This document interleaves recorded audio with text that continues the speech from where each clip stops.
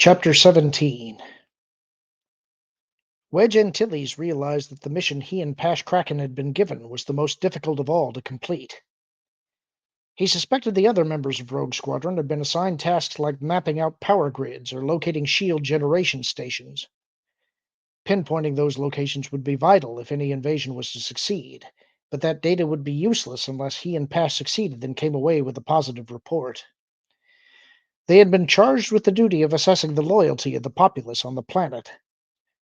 Iella Wasiri had been able to provide them with her impressions of the general mood of the world's population, but she freely acknowledged that she was more pessimistic than another might be. Paranoia has a way of coloring your thoughts about the world. Wedge smiled as they moved out of the Galactic Museum's Sith artifact room.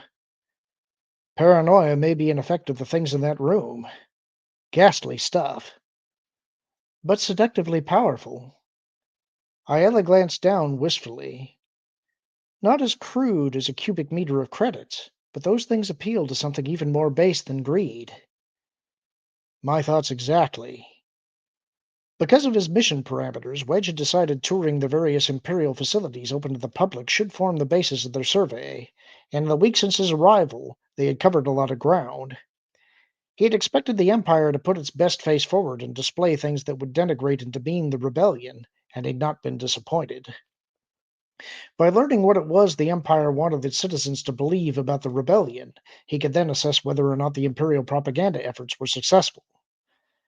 The museum had proved very instructive in this regard. The bottom two floors provided extensive displays of the flora, fauna, and mineral treasures from throughout the Empire. Several displays did provide notations that this planet or that animal had been made extinct on their native worlds by outlaws and malcontents, and included among such beasts were Ewoks. An Imperial taxidermist had taken great pains to make them seem helpless and even more cute than they were in real life. However, despite such propagandist comments, the displays were immersive and reminded Wedge that there was much more to the Empire than he'd consciously acknowledged before. The first two floors were clearly designed to impress and overwhelm visitors with their magnificence, so the next four floors had been put together to capitalize on the favorable impressions made below. Those floors covered the cultural and social developments of the Empire. One whole floor had been given over to the Emperor and his life. Holograms of people who had known him served as tour guides at each display, while droids admonished the people to keep moving on. All the displays, from items shown to the descriptions that accompanied them, were slanted towards making the viewers believe everything the Emperor had done had been for their specific good. The final tableau presented on that floor made this point abundantly clear. It showed the Emperor lying in state upon a bier in a dark room. He looked far younger and more handsome than Luke had described him, as if the moral rot and evil in him had never been able to ooze out and reveal itself. The Emperor appeared just to be sleeping, ready to rise up if the Empire needed him again. A holographic image of Darth Vader sizzled to life when Wedge had approached. "Behold my master and weep. He has been stolen from us by those who embrace hatred. The Emperor learned that the rebels had stolen plans for an Imperial planetary ore extractor, and intended to use the one they were fabricating on Endor on inhabited planets. He assembled his fleet, and heedless of personal danger, he had me take him to Endor. He infiltrated the half-completed extractor, offering these rebels his forgiveness and a hand in friendship. They rejected him and attacked his fleet. My master had no alternative but to destroy this Death Star himself, perishing in the process so his citizens could live on. I was slain with him, but my death did not distress me, for it came in service to my master." As Vader spoke, a fanciful holographic simulation of the battle at Endor played itself out against the backdrop of the chamber. An outnumbered and outgunned Imperial fleet drove a dagger into the heart of the rebel formation. The pinpoint accuracy of Imperial gunners laid waste to the rebels. As that war raged outside, the Emperor appeared looking beatific as he pleaded with an unseen rebel host. His expression melted into sorrow and pain. Then his eyes blazed and his fists knotted. Suddenly his image exploded, taking the Death Star with it. The explosion tore into the rebel fleet, leaving only small, weak ships to flee. The whole presentation had sent a shiver through Wedge. He had been at Endor. He had fired the shot that helped destroy the Death Star. Yet this telling of the story felt as compelling to him as the true history of what had happened. It suggested a benign purpose for the Death Stars, and made the rebels out to be monsters for thinking to use one on an inhabited planet. By doing so, and by suggesting the Emperor had gone there to prevent this sort of perversion, the fear that lingered in everyone's heart concerning the destruction of Alderaan was shifted into fear directed at the rebellion. The Emperor had sacrificed himself to save everyone else, so only the most boorish of louts would not show gratitude of some sort towards him. As he moved on to the Hall of Justice with Iella, he found himself amazed at how easily the Empire had been able to warp the truth into a story that sustained the realm. The people who create these exhibits are very good at what they do. That was never more evident as it was with this area concerning the Jedi. Iella linked her arm through Wedge's as they strolled on. Were it not for the Emperor, we would be slaves to a tyrannical Jedi state. The history of the Jedi Knights was presented in a linear fashion, moving from right to left around the room. The thousand-generation saga had been condensed such that it gave emphasis to the legendary Jedi Masters of old, then suggested a gradual deviation from that noble tradition as the knighthood grew. The corruption had begun, Wedge gathered by implication, when human Jedi Masters had taken on non-human disciples. The Jedi Knights went from being the guardians of the Old Republic to the secret masters of its future. They used their powers to manipulate and direct the Republic's leaders. After the resolution of the Clone Wars, the Jedi began to move towards an open grab for power. Senator Palpatine circumvented them and deposed their puppet. In overthrowing the corrupt Old Republic, the Emperor stripped from the Jedi their political power and laid their evil bare for all to see.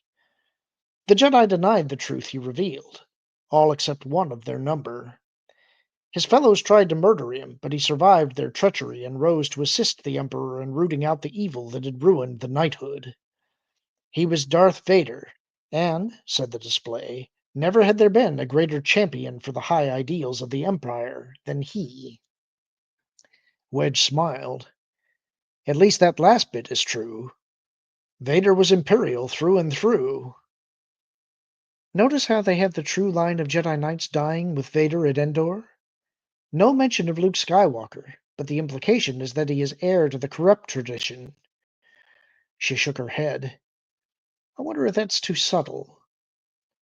Appeals that play to fear can be subtle and still very effective.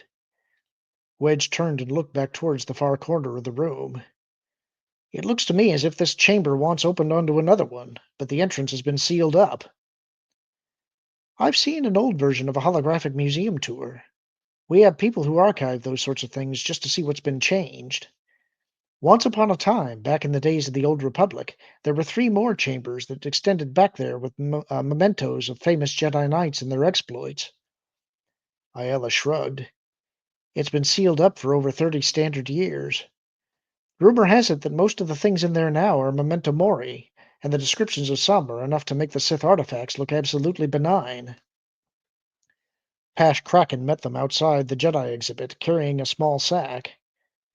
Are you two interested in getting out of here? Wedge didn't answer immediately because his attention was drawn to something behind Pash.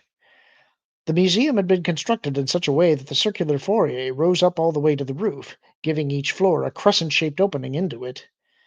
The northern wall, through which the public entered the building, had been constructed of transparent steel, providing a commanding view of the Imperial Palace and the walkway that linked the museum with the Imperial Justice Court. A vicious, dark, roiling cloud was coalescing in the kilometer or so between the museum and the palace. Golden lightning shot through it, then arced up into the air. A brilliant energy thread linked the cloud with the lowest of the planetary shields. Then, seconds later, an explosive rumble of thunder sent a tremor through the building. More lightning flashed at the heart of the cloud's dark depths, and the cloud began to drift towards them. Wedge looked over at Iella. That's a nasty-looking storm. Are we safe here? Sure, she said, taking her hands off the steel railing. A compressor probably blew in one of the buildings down there. Water vapor escapes into the air, condenses, and starts spitting energy. There's lightning rods all over the place on those towers and skyhooks, so we should be safe. You'll know it's a really bad storm when the skyhooks detach their tethers and move off. Down below, Wedge saw all sorts of people streaming into the foyer as the storm approached. Beneath the dark cloud, he saw a shimmering sheet of rain scourging the buildings. Such quickly developing storms must make weather prediction here very tough. I've heard it said that any meteorologist who is right 30% of the time here on Coruscant is barred from shipping on the submarine gambling vessel Coral Vanda or from any other casino because she's just too lucky. In reality, though, no one has any reason to actually go outside, so the weather matters little. A bolt of lightning struck very near the museum, and the lights dimmed for a moment. Pash smiled. That could be an inconvenience. True. Wedge pointed at the sack Pash had in his left hand. I take it you found something interesting in the museum souvenir mart?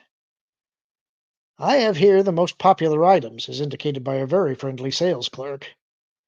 Pash peered down into the bag. I have a statue of the Emperor made from cold cast stone resin. If you project a laser through the base, it will give you a series of pictures of the Emperor displayed on your wall. I promised my father I'd bring him something, and that's it. Wedge nodded solemnly. He'll love that. I hope so. I also got two holopad display discs that will project the two most popular segments of the Emperor's life story, the Clone Wars and the one titled Sacrifice at Endor. I was assured they were the hottest sellers and especially popular with tourists who would be heading back to their outlier worlds.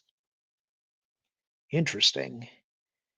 In their early discussions of how best to accomplish their mission, Pash had suggested to Wedge that one way to determine the beliefs held by others was to watch what they spent their money on.